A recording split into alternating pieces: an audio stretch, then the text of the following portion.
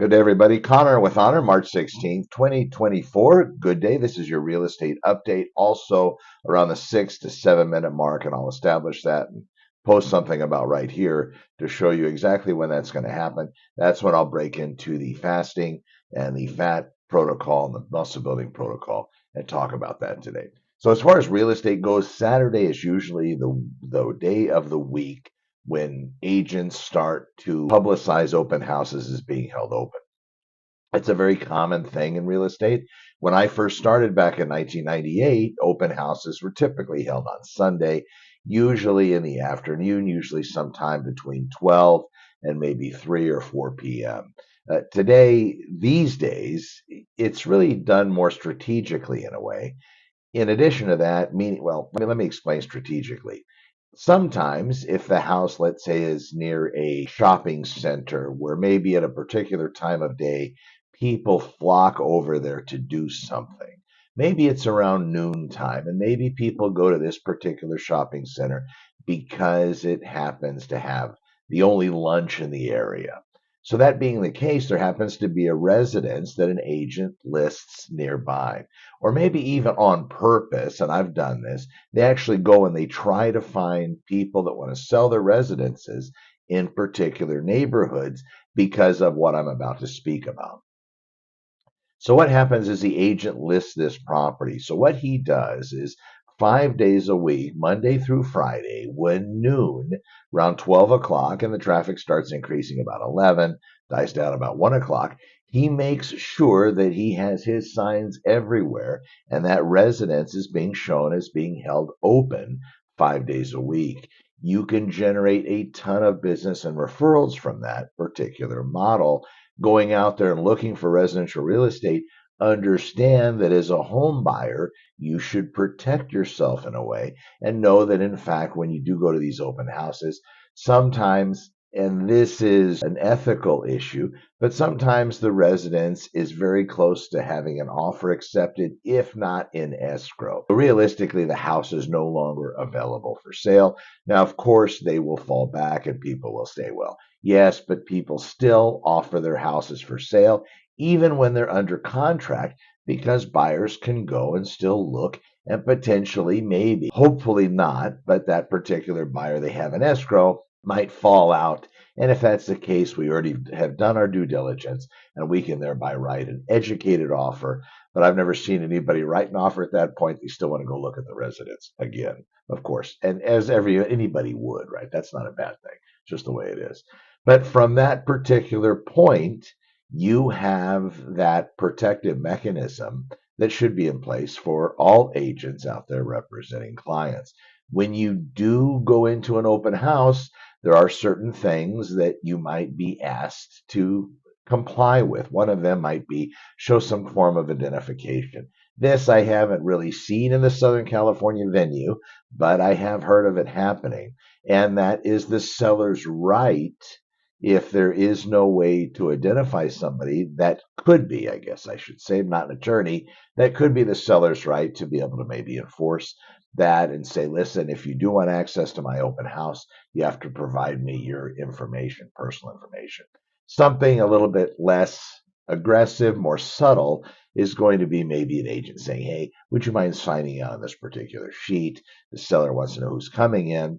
And maybe if you wouldn't mind, I'll call you and get some kind of feedback later, because it's really important to my seller what people think about the residence and maybe why you are going to or not going to write an offer if you happen to be interested in purchasing real estate. Something very simple like that. I don't think that's offensive at all. In fact, when people approach me that way, trying to sell me something or trying to get my personal information, I very much appreciate it when they're totally upfront in that particular regard. Okay, so now I'm going to go ahead and go run over to the Southland Regional Association. And in doing so, that's a little bit better. And in doing so, what I'll do is see what that actual inventory is today. With regard to real estate and what's happening lately in Santa Clarita Valley and greater Los Angeles cities, we are still definitely in a seller's market, meaning the sellers are in a very strong position where there aren't very many of them, so they're a little rare. In addition to that, in this particular market, there are a lot of buyers looking to purchase real estate. And then the next phrase usually is, even with interest rates so high, historically, it's not really high in comparative to those times when my parents bought, and depending on your age, maybe when your parents bought. But even when I first purchased real estate, it was 12, 13%. That's just the way it happened to be back in the mid 90s-esque, I believe. In addition to that, there was no way to purchase a residence with less than 20% down. And at least if there was back in the mid 90s, I was not made aware of it. And the agent that screwed me did not inform me that being the case, nor did their lender. So there's all of that unpacked. So as far as real estate inventory today, let me cover that and I'll get into the fat portion of the show. And let me pull this up so I have it under saved searches. And what I did is I ran all of the Santa Clarita Valley cities. And we've been monitoring this. Yesterday, I believe we're in the 330s, 333s maybe. Right now, March 16th, 7:25 a.m., we're at 347 active listings on the market for sale in Santa Clarita Valley.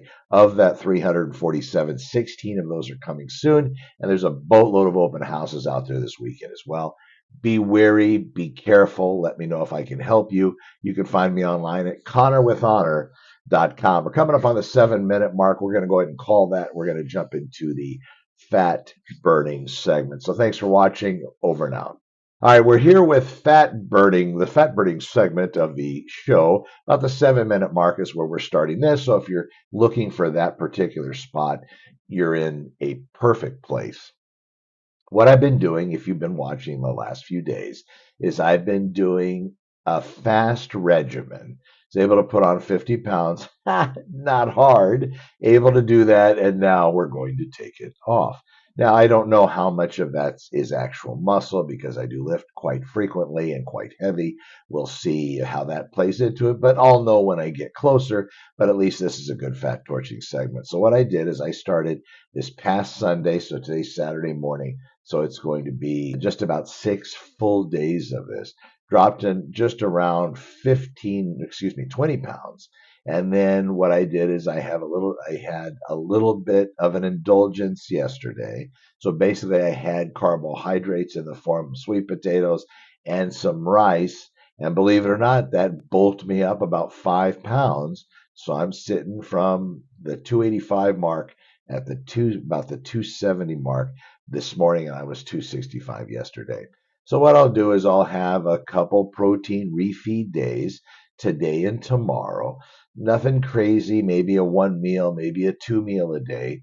And then I will move into another dry fast, potentially starting Monday. Now, with dry fasting, there's something that you should consider.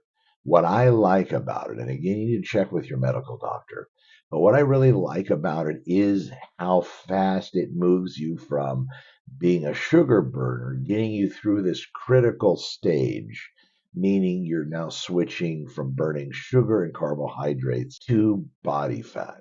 To make that switch over, or to get into ketosis, as it's also known, does take the body having depleted the glycogen, the sugar that's stored in your liver. About 2,000, 2,500 calories. It depends on the liver and the person, but that's about it.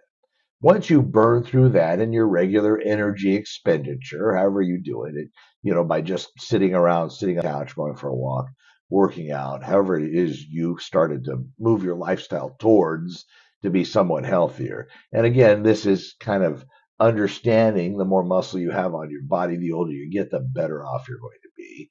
So that's something that's talked about. But moving through this weekend, then after I get through a couple protein days, I'll do dry fast. But it does close that door quickly. So within a day, within 20 hours of not drinking liquid, I have already moved into ketosis. Now, it's also because primarily I eat that way.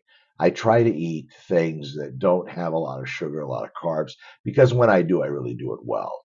I still do large portions in that way when I am doing that. But the biggest difference is I don't do that, but very infrequently. Very rare do I actually go and I have proportions of that nature, because I know that's reminiscent of why I was so fat for so long, for so many years in my life.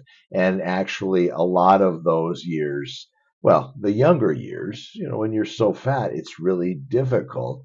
Thank God I was able to get a handle on it, and you very well can too. It's just going to come down to the way you decide to do it, how you commit to it, and then also, if you do mess it up, what is your reaction like? That's something that we should talk about.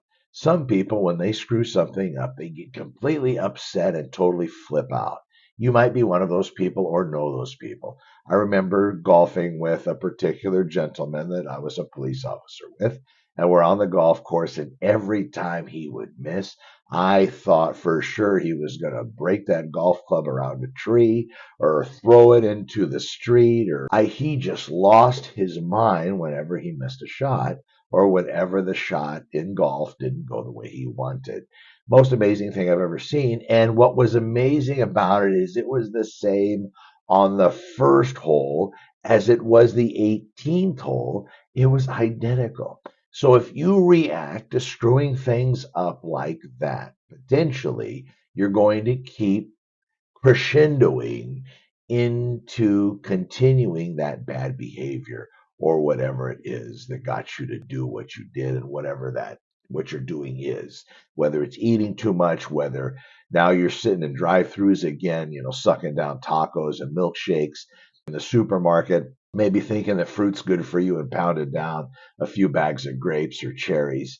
Let's watch out here. We know fruit, if we go back, the longer we've been evolving or created or whatever, we were very much used to having sweets, but not like today. We had it in the form of fruit, maybe, depending on where we lived, but it was definitely very rare. And when they found it, I'm sure they ate it until it was gone, because that's also a very human trait. But you need to be careful, because you have more of a frontal lobe potentially than a lot of them did back in the day. So again, consider that when you're out there about to break something. Or are you the type, here's another one, are you the type that is able to recover quickly? Those are the people that succeed. And if you're not that way, then you need to become that way. You need to become that person that is able to screw something up, but then jump back on the horse and continue your process. If you're able to do that, and then from there you equate that to having more good time than bad time, then you've just solved the riddle, and you are able to get to the best shape of your life. And you'll be able to do it consistently, and you'll be able to stay there. And then you'll be able to play these cool little games and say, hey, I'm going to put on a little bit to take off a little bit and see what that's like. Because also, when you're really lean, the fasting is very detrimental, because you don't have any stored body fat on your frame to burn. I know you're like, wow, how many people are like that? Not very many. But if you happen to get there, that point, and you start to want to fast, because fasting has a lot of other benefits, like mitochondrial healing, all sorts of cool stuff. If you want to get into that frame of mind, then you go ahead and do that, but you're going to want to put on a little bit of weight before you do. Something to consider. I hope everybody has enjoyed today's show. We will be back tomorrow, as we do every day. I'm Connor with Honor. I appreciate you watching, and we will be back very soon. Take care, everybody. Over and out.